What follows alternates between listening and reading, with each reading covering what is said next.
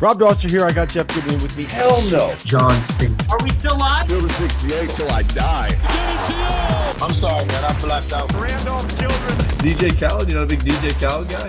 Hands brought up and in. Goodman needs to be fired all the time. Josh Pastor. You're going to beat people straight up. You know the deal. Drink responsibly tonight. I'll be drinking with you. Jarrell McNeil. From the bluest of the blue bloods to the smallest of the mid-majors. This is Field of 68 after dark. You want to stop meeting, Coach? Welcome to the Field of 68 After Dark. We are live here in Mackey Arena after watching Purdue beat Xavier here in the Gavitt games. We are joined by the reigning National Player of the Year, Zach Edey. I got Jeff Goodman with me. I got Randolph Childress. My name is Rob Dauster. And Zach, let's get started with this, man. What do you what is this fleece sweater concoction we got going on here? It's called the Comfy. It's supposed to be like, it's a one side.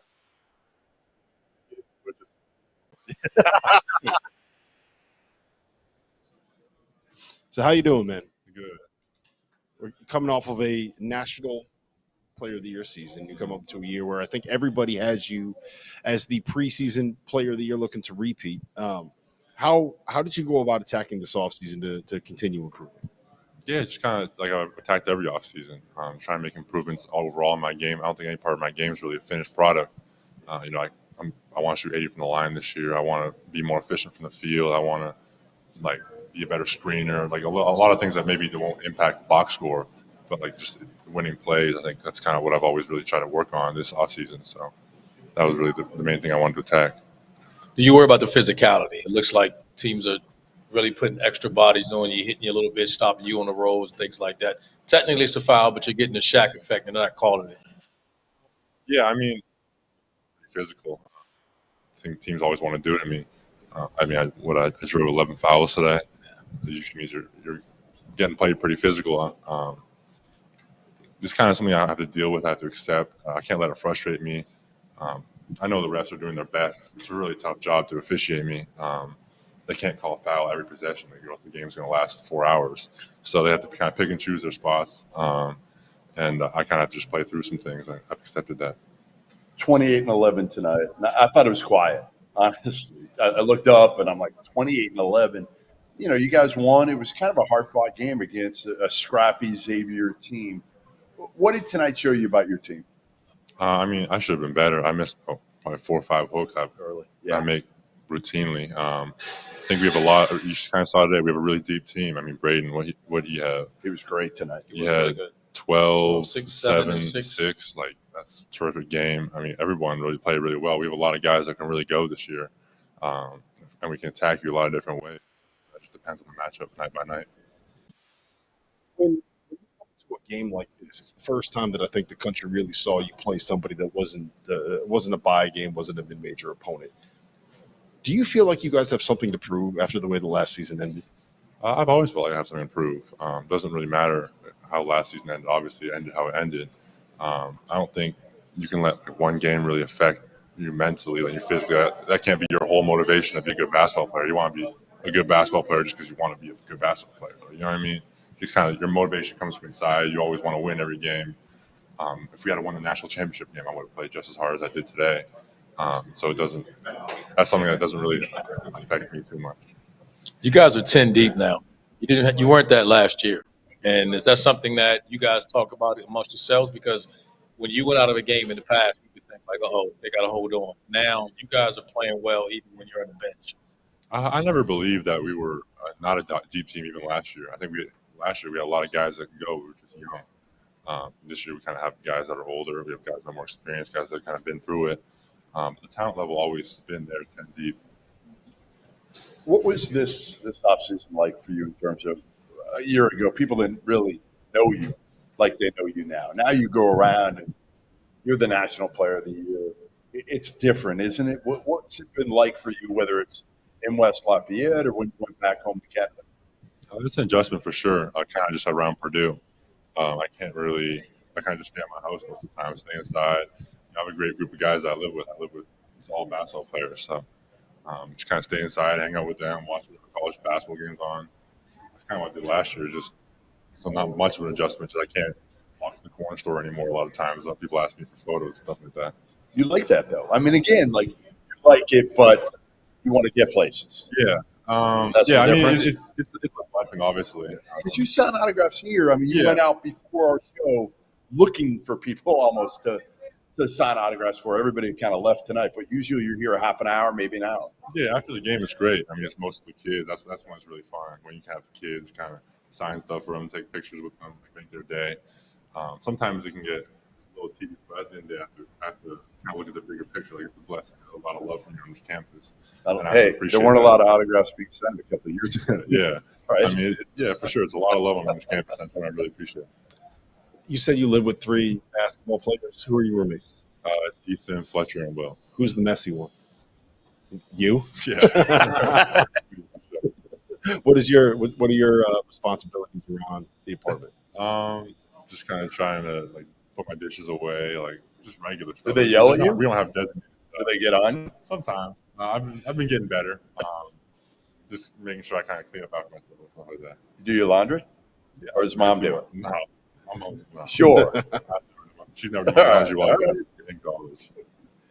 Just tell them it's a double-double. You want it now, you want it later. Love too. 28-11, you get to unload the dishwasher, all right? Well, hey, listen, some of those guys got to get them the ball too, Mm-hmm. right? So you got to be nice. Definitely. Lance Jones. I think, again, the numbers don't really tell the story that the impact that he has on this team. I'm looking at him saying, it looks like a different team because he brings a different dimension to this group. Yeah. Why? I mean, you kind of see, you have to watch the games, like you said, to really understand the impact he has. He's super strong, super physical, really quick, super confident. Like you saw, he bombed some threes today. That's kind of just who he is, super confident. I see Payne over there looking at me. he shot some deep ones today, but I mean, he has ultimate confidence in himself, and something you have to respect. He really plays hard on defense. He's really, really good defender. He just brings another element to our team that we need. I'm sure Coach liked that, but I'm sure he wanted a couple of those early to go inside before he launched them outside. Yeah, for sure. Hey, how much respect do you have for Payne for how he's handled and taken probably a lot of more of the accountability than he should for last season's first-round loss? A lot of respect. I mean, I would have a lot of respect for him even if he didn't do that. I mean, just as a person, I have a lot of respect for him. He's, like I've always said, he's just an honest guy.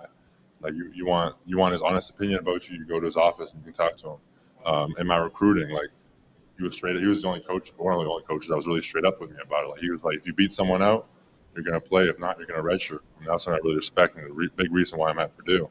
I've always had a great amount of respect for Coach Payne, just the way he kind of keeps it honestly. Like you said, you see that in the way he takes accountability for things. Even when I feel like I was one that let the team down. Everyone on the team feels like they let the team down. He's just the loudest when saying that. Zach, I'm going to roll through some numbers for you here real quick. The last 2 years, you guys have won 58 games. Last season, you won the Big Ten regular season title and the Big Ten tournament title. In the last 8 years, 6 of those seasons, you guys have won at least 26 games. But people look at Purdue and they say there's been some early exits in the tournament. And how do you weigh the success you've had in the regular season versus the fact that we're in a sport where if you can't make a deep run in March, people just kind of write it off? How do you look at that? Yeah, I mean, you have to kind of, like I said, look at the bigger picture sometimes. Like Big Ten championships do matter. Big Ten tournament championships do matter. You hung 2 banners. Yeah, we hung 2 banners. And so it's kind of hard to judge the season we had last year. Obviously, you want to make that run in March. That's kind of really where you want to do it. But, I mean, having a lot of regular season wins is impressive, and it's something that we've done. And then we have to focus on kind of making that run in March. We made some adjustments in our team. Like you said, Lance Jones brings another element. Guys that can really get downhill, break presses, do things that we couldn't do last year. And kind of take load off guys. Like Brady doesn't have to be the only guy really dribbling the ball through a press. Have guys that can kind of come up and do it. I asked this to Coach. I said this to Coach Brantley in thinking about it, and I wanted to get your opinion on it. This team, when you come up through the last couple of years, and now you're Big Ten champions. At some point, when you first get here and you build up and you get to that point, I thought about my experience of getting to an ACC championship, and we felt like that was just such an accomplishment that when we got to the NCAAs, it was you're trying to do something that hadn't been done, and we were almost, I don't want to say content, but we were really, really felt like we had accomplished something at the conference championships. You guys have done that now, and now it's like the experience you gained. Is it Final Four? Is it Phoenix the bust, or how do you feel about this team now? I mean, that's been my expectations every year I've been at Purdue. I don't think there's ever been a year where we sat and been like if we make the tournament I don't think this year, you think about making year. the tournament, but again, it's realistically when you win your conference tournament, it is a big thing because that's not something that happens every year. So you celebrate, but you guys to bring a team back in this time, having done it in the recent years as you have, does that add more pressure? Like I said, like every year it's Final Four bust in my opinion. I've just never been a year where I've been content like losing. I mean, it's just every year you want to make that run, March Madness, you want to win the whole thing, and every year I've kind of been disappointed, but just kind of keep cracking at it, keep taking hacks at it, and just play as hard as you can. That's all you can really do. How hard was it last year? Because you won all those awards, so you go to the Final Four and you're watching it. I don't know if you went. I know you didn't go, but you're there. But you're there, and you know everybody's there to watch those games. Again, bittersweet because you swept every National Player of the Year award, which, again, if I had told you that a year ago at this time, like I assume you would have been a little surprised. Mm-hmm. Yeah, I think like I kind of always said, those individual accomplishments are nice. Like I'd be lying if I said it wasn't an honor to kind of be at all those around those people, go to an SB, like do all those things. But ultimately, what you want to do is be playing in the Final Fours. That's kind of you don't want to be watching, accepting awards. You want to be in a jersey, getting a jump ball. So that's kind of our goal this year. It's not for me to be back there. If I ended up back there, it'd obviously be a blessing and an honor. But I hope you're playing and then accepting those awards. Enjoy the journey. We tried. So everybody's been asked the question now: like, who's the biggest threat to you for National Player of the Year? We can't even come up with one. Like seriously, it's one of those things where, again, in an off game, you were 28-11. Who's your biggest threat? Who do you think? You watch the bigs. I don't really consider things like that. Just say it. It's no competition. It's yours. It's okay if you say it. I agree with you. No, I'm just say it for you. It's yours. There's no competition. Honestly, it's really hard. You try, come up with something. But there's almost no scenario where we don't see you going for 28-11 almost every night. Yeah, I mean, I'm just going to try to play my hardest. I'm not really focused on trying to have better stats somewhere. I'm just trying to help Purdue win in any way I can. If that leads to me getting that award again, that'd be an honor. But I'm just trying to help Purdue win. All right, listen, let's let him go. Well, look, Payne's sleeping over there. Yeah, that was Purdue. He walks right in front of the camera. Zach Edey walking right in front What a of the rookie. camera. He was What a great. rookie. Look, he was ready. He was come on. ready for TV, and then this happened. Listen, Just tear it all up. we're gonna take a quick break. But when we come back, we have. Okay, we're not taking a break yet. What was the most impressive part about Zach Edey's game tonight to you, Jeff?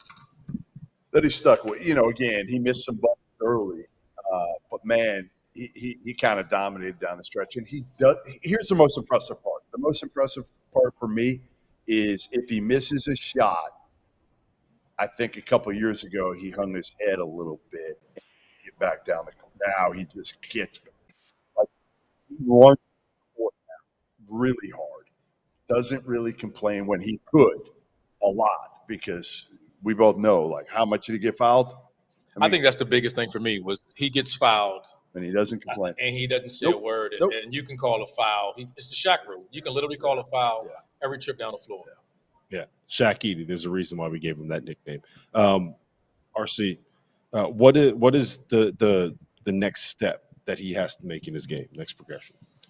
I think he does everything well. I think he's a better presence defensively right now. So it just continue to stay within the system. He's helping his teammates. He doesn't complain when he doesn't get the ball. He's leading by example.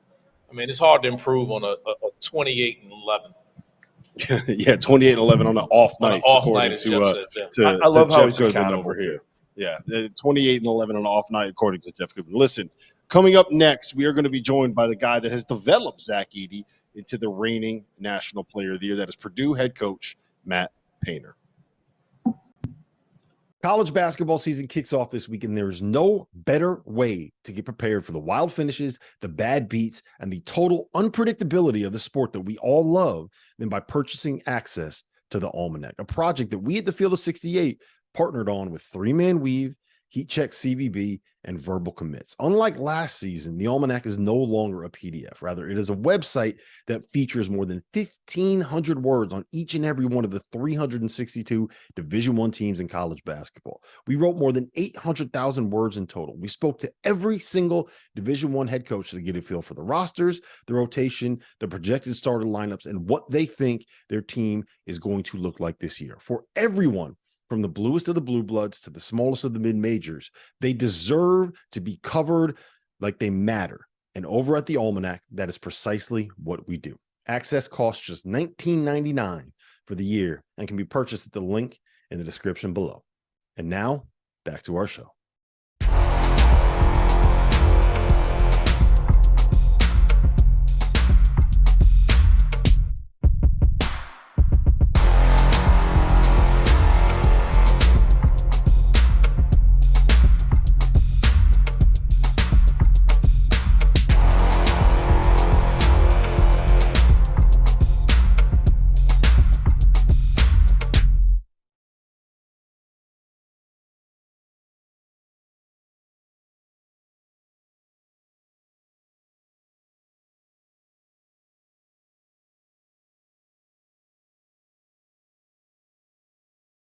To the Field of 68 After Dark, live here in West Lafayette, Mackey Arena. I got Jeff Goodman. I have Randolph Childress. I have a Blue Moon Lights guy for Jeff there. And I have a Coors Light if Purdue head coach Matt Painter would like it. Listen, we got Matt Painter here, fresh off of Purdue's 83-71 win over Xavier. We were talking about it while we were watching the game, Matt, and we said that it felt like you guys never really kicked into high gear tonight. And you were still just kind of able to keep a good, well-coached Xavier team at arm's length.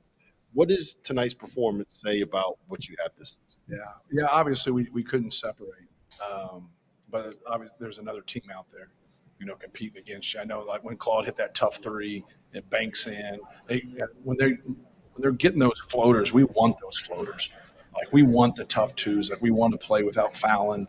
We want to keep them out of the paint. And for the most part, we did. They do a great job of sealing there at the block, and that's why you saw us get more aggressive and trap and just get the ball out of the guard's hands. And their 4-man, made a couple of those baseline shots. I thought he had 20, and he has 10. So sometimes when it goes against what you want, but we took a couple ill-advised threes. I thought in the first half where we could have separated, like whatever, like Lance Jones shot a couple from Crawfordsville, And he comes from Southern Illinois where I used to be, so I talked to every single person there. They're like, yeah, he said he's really good and he's tough and he can guard and he can make shots and he can use his quickness and he's really a combo. He goes, but every now and then he'll shoot a 35-footer and you'll be like, what in the hell is going on? Like, I coach Carson Edwards, so I've seen some 35-footers, but just reeled in just a little bit. I told him the last game, because he did it the last game too, I said, if it counted for 4, I'd be all for it. But it doesn't. It's the same. Just play on the arc, man. So what's hardest for those guys? I'm getting away from your question. They don't know how to post feed. So Braden Smith's one of the best passers I've ever been around. He didn't know how to post feed. It took him 5 games. I said, hey, man, did you get the ball in high school? He's like, yeah. I go, well, were you the best player? He goes, yeah. I go, well, you're not right now. and Zebo is. So when he's open, he's got to get it. Just no different than you. You're a good player. When you're open, you got to get it. And so, kind of getting him to understand some of that, like playoffing. Let him do the work. You don't have to mess around. Play ball screen. We play a lot through ball screens, which we don't get credit for because Braden's so good in it and people are getting that drop. And so we want to attack that. Well, we play in the drop, too, with Zach. And so, we go against it a lot. So just trying to get those guys to understand whatever they give you, take it. And if they're going to give you your pull-up, take your pull-up. If they're going to let Zach catch it and play one-on-one, do it. So Lance has kind of had to learn – a different system, different vernacular, but he's great. He's exactly what the doctor ordered. What we struggled with, we needed quickness, we needed defense, we needed leadership. We needed all those things, and he brings those things, and he's not scared. lot of people will act like, they have that bravado. Most men are that way. Like this is the way I am. They're going to tell the world that. But when it gets down to it, you got to be able to show it. And he shows it. Like, he doesn't back down from people. Did you ask them that? Because you kind of said that in the offseason you needed to get some guys who weren't scared, right? Because No you question. felt like Yeah. last year in the tournament, you played scared. Yeah. Well, I think what happens is you get tight when you get 3 to 4 shots a game. When you're a guy that's going to get 12 to 15 shots, you play through it. And it's what most people do in high school. They play through it because you get your shots and you don't worry about it. But when you get a couple a game, 3, 4, 5 shots a game, you're like, oh, man, I got to make it. And then you just get tight. We collectively lost confidence. Even though we won our last 5 games of the season, people weren't like taking on Zach's dives and then going out and challenging us. They were taking on his dives and staying there because we would move it and then throw it in. And they just were like, you're going to have it. Like, you're just going to take this. And then when they left that kind of got them doubting themselves. And you can't do that. When you got your open ones, you got to step in rhythm and you got to shoot them. I think that's the hardest thing to combat, right? Is someone is saying, I dare you to shoot. That's the shot we want. How do you coach that up? Is it just get reps in the gym? Like, how do you develop? It's like a mental thing. It gets psychological, right? Like, it gets like there's the best shooters in the world go through it. So why shouldn't the average shooters? They really go through it, right? The average shooters don't get the same rip. Like, it's different. Like, great players, you keep going back to the well. Like, if Carson Edwards is 4 for 17, I made an attempt to go to him and like, hey man, you're good. Just keep taking good ones. Like, you took 13 good shots, you took 4 bad ones. Like, we need as many of those 13. We needed that to grow. And so, like, just staying with them and putting in time. Our guys put a lot of time in their game. And that's something for us. We haven't done a better job recruiting. We've done a better job evaluating. And I think and not being scared to take people that aren't getting recruited by people at our level because we see the value and how they can help us in our system. That's where we've really gotten to where we've made improvements. Our staff has done a really good job with that. How about your freshman, Myles Colvin, tonight? 3 for 3 from 3. I heard he's a heck of a shooter, but I thought he came in and gave you some really good minutes. How much are you leaning on him throughout the year? I thought he was great. What's kind of kept him away is there's been really no separation. Cam Heide and him and Ethan Morton, I think they would all kind of take off if they could get more minutes, but it's just not there. So can I keep playing 10 people is really hard. But for a guy like that to come in, played USA basketball, made the 19 and under team, just turned 18 in August, very talented, but learning the system and thrown at him. But to be able to step up like that and make shots, like you keep doing something like that, and as a coach, you got to get it figured out and get him out on the court more. You mentioned Braden Smith earlier. He had 12.6 boards tonight. I think a lot of people put the end of the season on him, right? Mm-hmm. He's not good enough. He couldn't do this. He couldn't do that. And he looked like a more competent player. Yeah. He got into that kind of mid-range pull-up when they were playing the drop up the ball screens like 3 or 4 times and just stepped up confidence, knocked him down. What have you seen from him this offseason? I've always wanted him to shoot more. And like last year, he loves like just setting people up. But like his instincts aren't going to take over if everybody just thinks he's a pass-only player. So like being able to get layups, being able to get into his intermediate game, but more importantly, get into that pull-up, getting some pull-up threes to get, to mid-range right there. Because when people aren't dropped, they're daring you. Mm-hmm. And if we can set a good screen, and obviously Zach is great in that situation because they don't like to get disconnected from him. So it's a drop, but a drop with Zach is a real drop. So they're not holding back in that deep drop and just sitting there. They're starting up and then dropping, which is a little bit different. That's how we play it. But no, he just needs to be confident. I called his dad in the spring and just said, like, you got to understand, he's got to score for us. Like, we got to get him scoring because I want the opponents to take that away. Because when you take that away, that's when his passing really takes off. I knew I could play for this, man. See what I mean? I thought he was just feeding the big man. Now he's giving the guard. Yeah. What's crazy is my second year in coaching, I was in North Carolina at a Division II school, Barton College, Wilson, North Carolina. Yeah. And that was your senior year. Yeah. And we didn't have the Big Ten tournament. So, like, to me, like, it was no big deal. ACC tournament, right? I don't know anything. I'm from the state of Indiana. I'm like, what's the big deal? I worked with someone. I worked 2 different jobs. I worked at a technical college helping people get their GED.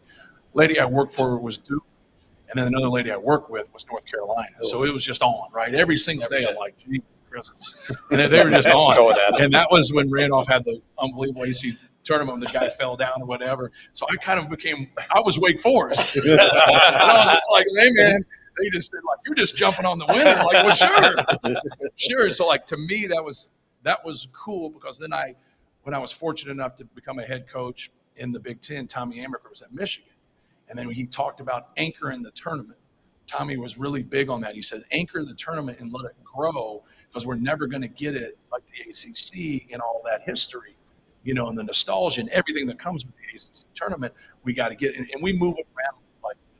We don't have a conference anymore. We got a corporation. So, like, we're going to be all over the place, for our tournament. And rightfully so. Like, it is what it is, and it's the way it's moving. But that was a real cool thing for me to see him and to see that and just, like, to experience that. Just as a fan, I just was, just watching. But, like, that was really cool to kind of see that, how that tournament, unfolded through the years and all the great players that played there. But the fans, how they looked at it. Like, I don't know if we quite look at it that way, but it's got to be an event, right? Because you're springboarding in, obviously, to the NCAA tournament. All right, give me your favorite Zach Edey story. Give me something good. Oh, man. Funny, crazy, something that's happened in the offseason. He's pretty simple, really. Yeah. I've never seen someone eat like that. I've never seen, and it's the constant, like, fuel. Like, it just doesn't stop. You can eat. Yeah. Not like that. Like, at halftime, he's got something. Before the game, he's got something. Post game, halftime. Like, what's he just the bars and all that stuff, which, there's a lot of people out there that do that. But I've never, so we go to the Big Ten tournament, the media day in Minneapolis. So we were staying at the Marriott downtown. This is 2 years ago. And I was like, hey, man, you've ever been to Fogo de Chao, the steakhouse right there? He was like, no. So he knew nothing about the card, the green, just keep bringing it, or the red. I just said, hey, if you like something a little bit different, like, you like the prime rib or, you like the filet and you don't want the teriyaki chicken, so just flip your card when it comes around, whatever. I said, so you just get whatever you want. He's like, no, I'm good. I like it all. And so it was just me and him sitting there. AD from Illinois walks in. He kind of comes around. He goes, oh, you guys are going to put this place to the knees. You're going to take this to the And so the next year, we were recruiting. I went down to Atlanta, then I went to the East Coast, and then we flew in. And Brandon Brantley, one of our assistants, was with me. We couldn't take him back, so we had to go to media day. So then we land, and we go there, and Zach's there. And he's like, well, they already went to eat. I said, well, I know where they are. So we walk in, and Zebo's right over there in the corner, just had that card on green, man. He's Italian. He never turns it over. I know he did not. Just keep coming. Yeah, it's – I mean, there's like a historic story he's on his Taylor visit. Oh, what's there? Oh, like historic. They've never – Scott Drew, Jerome Tang was there at the time. Yeah. They said they've never seen a human being eat as much as Zach Edey on that visit. I saw Isaac Haas. We played in Maui, and we were in good spirits, so we had to win that game. I don't know if we won or we beat, but he had missed free throws, so I was waiting on him. I said, let me just take you to this gym. Let's go shoot some free throws. He was like 0 for 6 or whatever, and he ate 40 chicken strips. So he gets up and he walks away, and one of our walk-ons started whispering, like, hey, he just ate 40 chicken strips. I said, hey, man, why are you whispering? I said, I just don't want to be rude. I don't want to say anything. I go, can I ask you a question? He goes, yeah. He goes, how do you know he ate 40 chicken strips? He goes, I counted. He said he got 8 at a time. He went up 5 times. He returned 4 times. Obviously, the initial one. There it is, Purdue math. Coach, this is my first time in Mackenzie, and I got to say, this is, it's my first time. Wow. As good as any environment I've ever been around. Does anywhere you've played in your career compare to this? See, I wouldn't give it the credit because the noise doesn't affect me. It's that positive noise. Like, you know what I mean? Because I'm not on the other end. I'm not on the other end. But like when we go to Michigan State or we go to Indiana, you just hear it differently because it's against you. But I know it's it used to be big games here, like our ball screen coverage. I'd be like, hey, man, are you going to talk out there? And the guy'd be like, I'm talking. I said, okay. So now it's become, they've done such a good job here with the game day environment, and the fans have been great, and our students have been great. They've done something. Now it's getting to where it's almost every game, to where it's like, hey, man, like your ball screen coverage, because he'll tell you, like, a lot of attacking ball screens is just getting people lower and changing feet and getting angles. That's all it is. But you got to have the ability, the quickness in the game to get somebody to do that and then manipulate it, and that's just your ball screen attack. So with that, you don't want to, defensively do those things, but you got to communicate and help each other because different things can happen with slips, screens, twists, rescreens. There's a lot of things that go with it. So you got to be great in communication. But if you can't hear somebody, it's pretty tough. Well, listen, Paint, it's been a pleasure. It's always great to catch up with you. It's always great to be here in Mackey Arena. When we come back, we're going to take a deep dive into Michigan. We went into Madison Square Garden and won by, it was about 25 tonight. We'll be back. If you haven't signed up for BetMGM yet, use the bonus code FIELD200 and you will receive $200 in bonus bets instantly when placing your first wager of at least $10 with BetMGM. Here's what you got to do. Download the BetMGM app. Sign up using the bonus code FIELD200. Deposit at least $10 and place your first wager on any game regardless of sport. You will receive $200 in bonus bets regardless of the outcome of your wager. Just make sure that you use the bonus code FIELD200 when you sign up. And remember, BetMGM is now available under one wallet in select states. As a New Jersey resident, this is super convenient for me when I have to go cover games in New York or Philly. When crossing state borders, just log into your existing account instead of having to create new accounts in each state that you go to. And most importantly, I got to let you know, we do have some fun stuff coming up for this college basketball season. Bet insurance tokens, college hoops odds boosts, my personal favorite, parlay odds boosts. So download the BetMGM app today.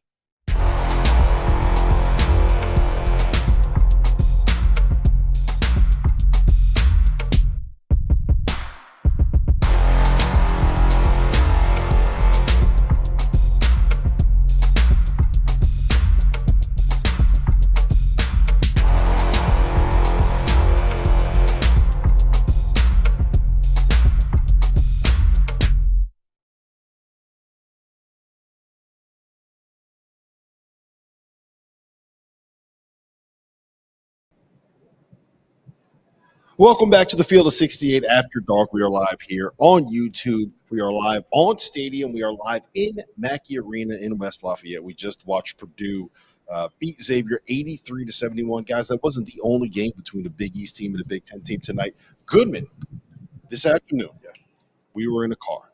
We were driving from the Indianapolis airport here to West Lafayette.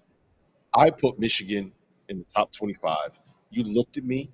You looked me right in the eye, and you laughed in my face when I did that this morning.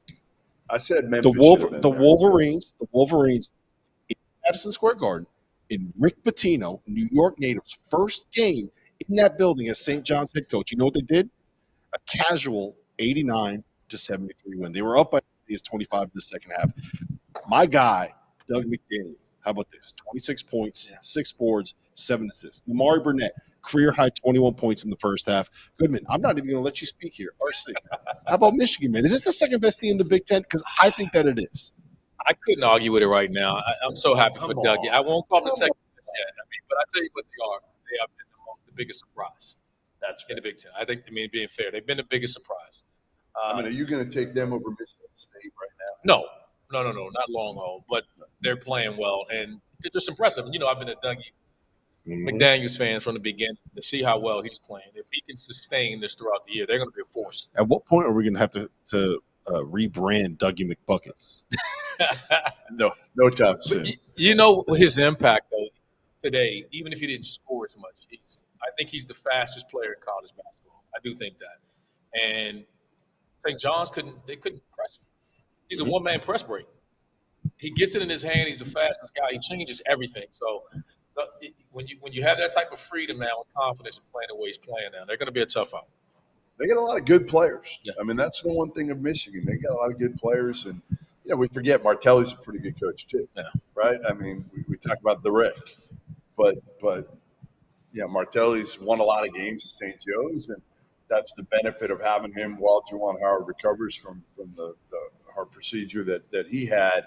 I think when I went to St. John's practice a couple weeks ago, the one thing that really struck me, besides the fact that it's a completely different team with a completely different coach, they don't have a dude.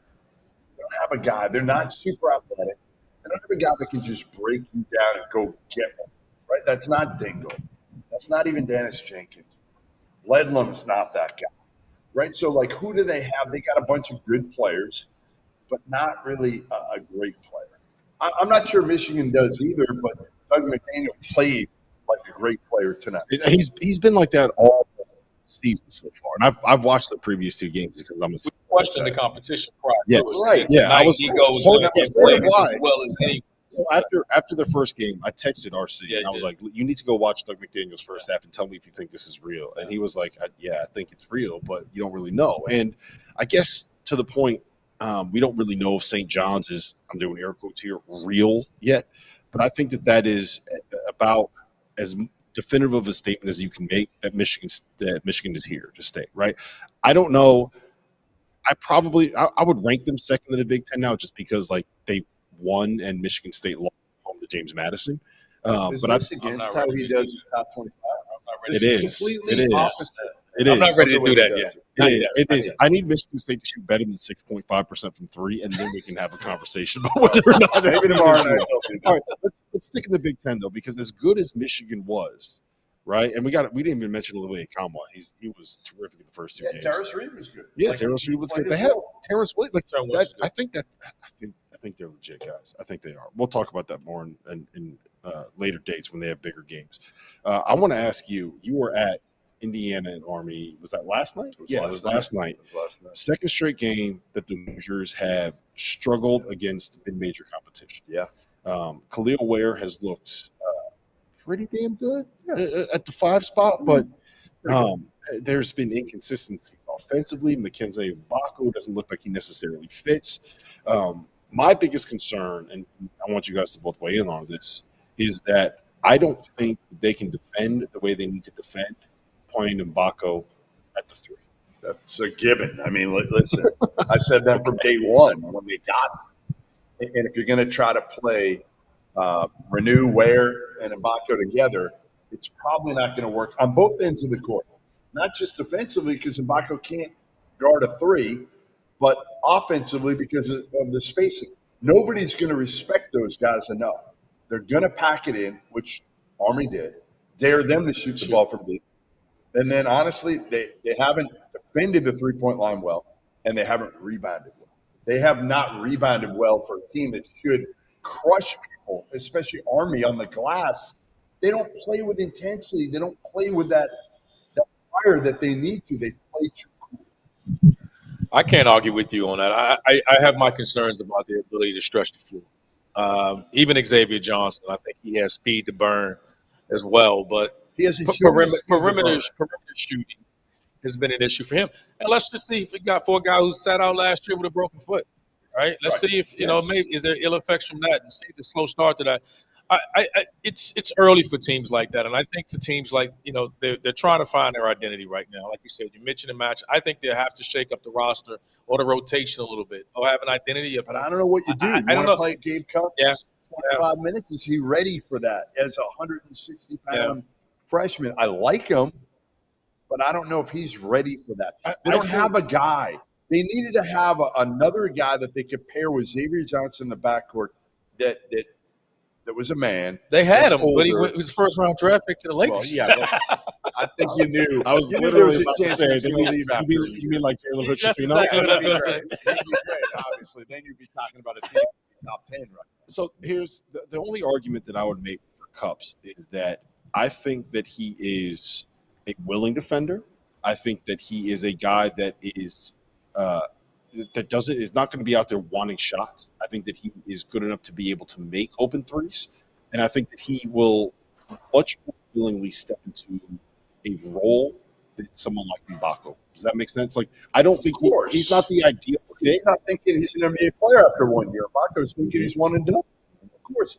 Listen, as good as Gabe Cupps was the first game, which he really was, he struggled most of last night. He made a big 3 at the end of the game, but he struggled to guard against Army. It's still going to take time for him. I've always said, if you have 4 pros around Gabe Cupps, I think he can. And you probably do have 4 pros. At what level, I don't know. Right. But I I don't love the roster. I've said this for a while with Woodson. I don't love the roster construction. I still think he's putting together a roster that fits better in the 1990s than it does now. See, I don't entirely agree with that because I do think that Khalil Ware in an ideal world is what you want out of a modern five in college basketball because he's 7'2", because he can protect the rim. But you want to pair him with Malik Renew and Mackenzie and Mgabko. I honestly think that I think Renew's got to play at this point, but I do think that you could put Mgabko at the awesome four. At the end of the game. Yeah, you can put it. I think you could put Mgabko. My biggest issue with this, the way that he's built the roster, is that you can't he promised Mgabko that you could play three, and Mbako's not a three at the college level. Right. He just isn't on both ends of the floor right now. And I think that right now, if you can make a situation where that's your front court rotation, your 4 and your 5, you play each of those three guys, like play Ware and Renew 30 minutes, play Mgabko the other 20 minutes. To me, that works. But then you don't get to the situation like who you put next to Xavier Johnson in the backcourt. That's the problem. Yeah. That's what they don't have. Dave Thompson is your guard coming off the bench. It's great. Your first point guard coming off the bench. Who's the freshman that's hurt? Ja'Kai Newton. Yeah, I don't know. This team has to be better and hang their head on the defensive end. Mm-hmm. They gotta muck the game up a little bit. But they're not going to be able. I don't want to kill. I don't want to kill Mackenzie too much. He's a freshman. He's not ready. His second game. He's not. Yeah, right. He's not ready. Not ready yet. So Indiana's been disappointing. Michigan State's been disappointing. Maryland's been disappointing. We haven't talked about Maryland yet on the show. Yeah. They went down to Asheville and they lost 2 close games. What really concerns me about those 2 losses is that if you look at what happened against Davidson, they couldn't deal with the spread. Their big guys got played off the floor. They didn't know how to get the pace and space and shooting of the Davidson offense. Who, by the way, shout out to A10 Davidson. They might be back.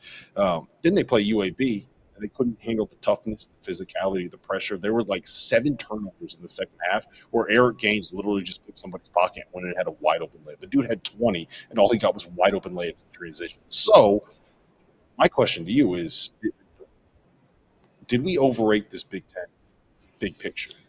A little 10, you mean? That's a good one.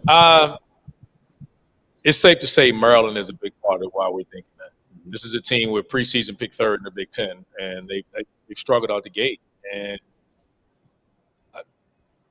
the UAB game, because you question toughness, and that isn't something that you question with a Willard coach team.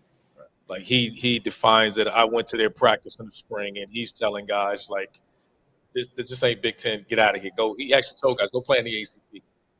How'd that make you feel?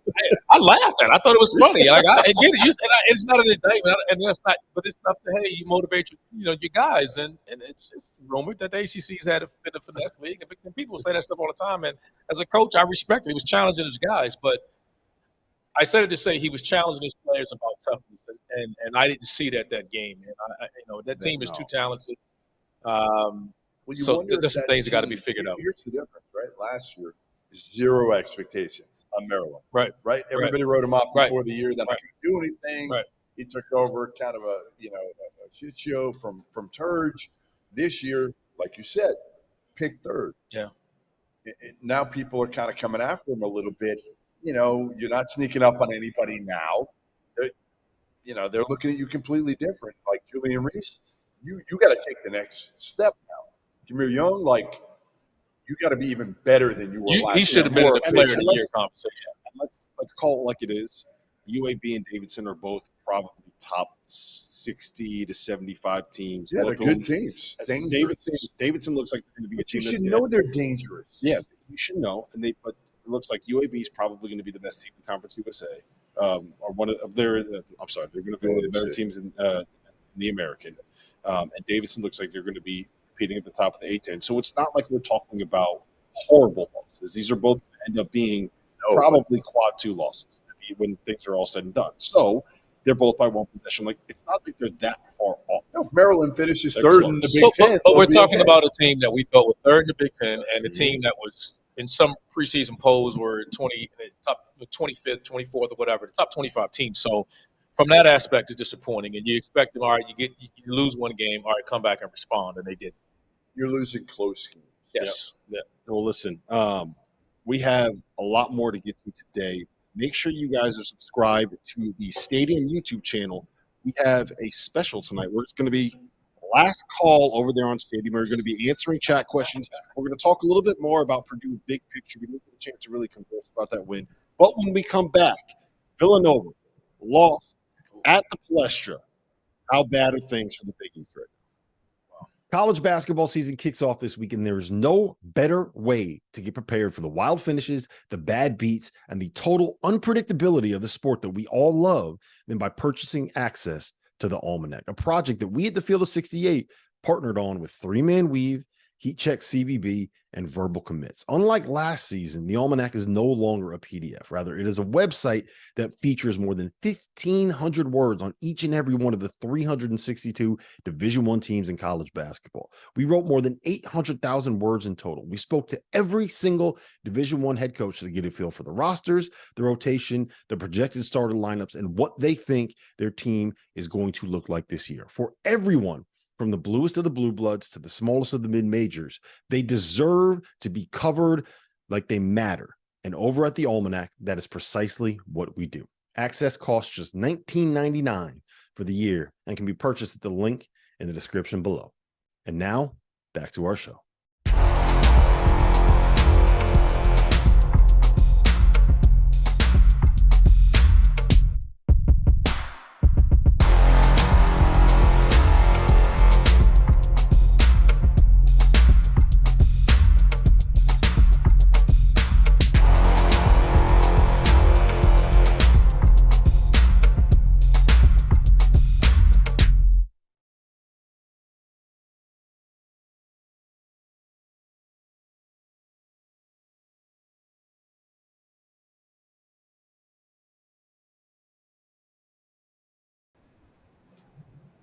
Welcome back to the Field of 68 After Dark, live from Mackey Arena at Purdue here in West Lafayette. The Boilermakers beat Xavier 83-71 in the Gavitt games tonight.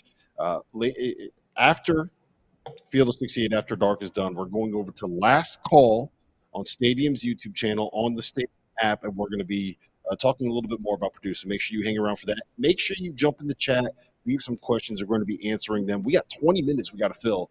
All Q&A on Stadium. We're going to be doing that tonight, so make sure you hit questions. We'll answer anything as long as it doesn't get us canceled. We're going to have to preview the Champions Classic here because tomorrow we are all headed to Chicago. RC and I are going to be driving with our producer Trevor Release. Jeff is gone. You were scared of driving with Trevor. No one wants to get in the car with you, Jeff. I thought we were good. Then you drove us today, and I realized that there's nothing that Trevor could do that's worse than what you do when you're behind the wheel. Trying to get around. Look, I don't want to get him arrested. Let's just say that his phone needs to be taken out of his hand when he's driving. Before we talk about the Champions Classic, we got to talk about this Villanova situation, man. They went on the road to the Palestra, played Big Five opponent Penn, and they lost 76-72. The Kyle Neptune second go around here, Villanova is not off to the greatest of starts. Jeff, how concerned are you? Very, and they were kind of my bold pick to go to the Final Four. Yeah. Because I thought they had a lot at their disposal for Kyle Neptune. You know, veterans, a star in Justin Moore who's healthy. You know what they don't have? A point guard. They don't have a good enough point guard. They had 6 assists tonight. Mm-hmm. Mark Armstrong had 0 assists in 19 minutes. Justin Moore's not really a point guard. He's not. He's a 2 guard. Now, you may have to play him at the point this year, which I don't know if that's the ideal scenario either, right? He's way better off the ball.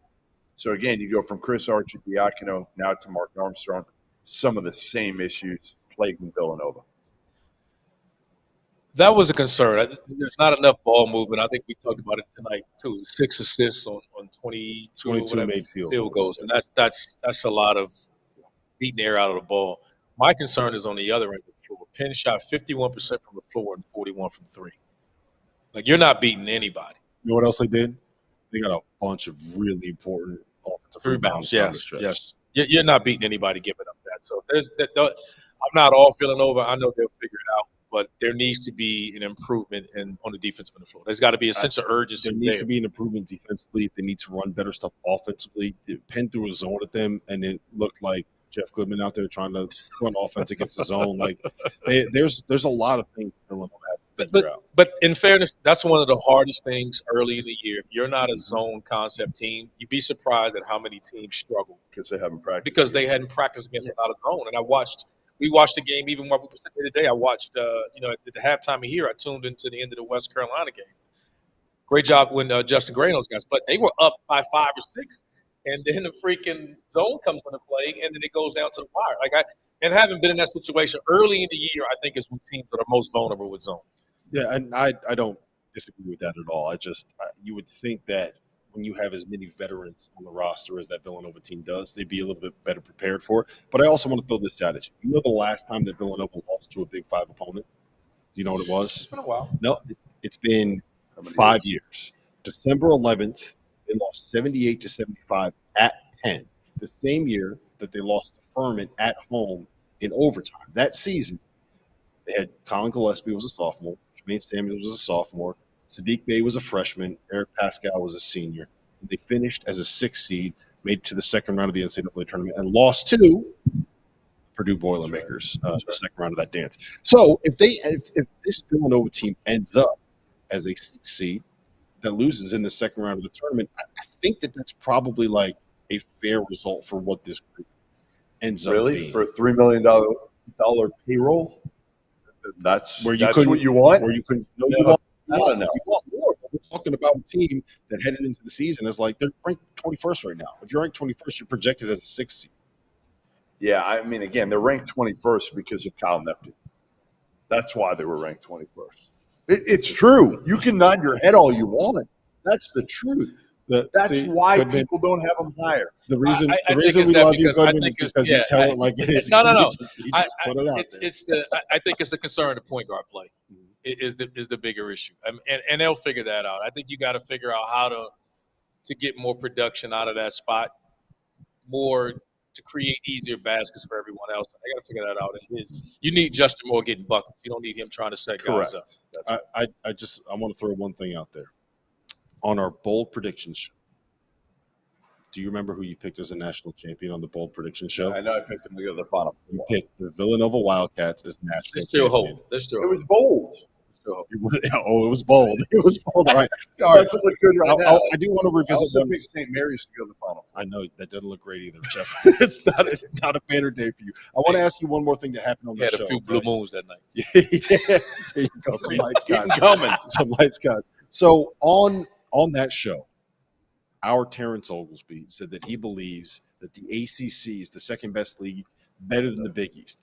We balked at that. A lot of people balked at that. Georgetown lost to Holy Cross at home last night. DePaul has lost their first 2 games. It has not looked pretty. Yeah. St. John's got smoked at home. Xavier lost tonight. Villanova lost the Palestra tonight. Yeah, Villanova is the one that surprises you. Yeah. Are we overrating the Big East? Are we? How prescient does T.O. look right now? Do you think he's smart? No, I don't think he's smart. But listen, the bottom line is, again, it's still the first week of the season. All these MTs are coming up.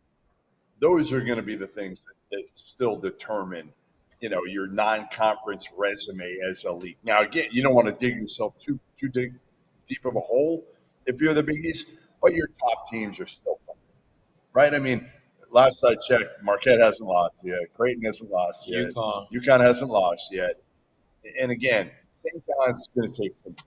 Yeah, I think for me the biggest thing is that I thought that the impact of Rick Pitino and Ed Cooley would be. Oh, Cooley! We knew Georgetown would struggle, right?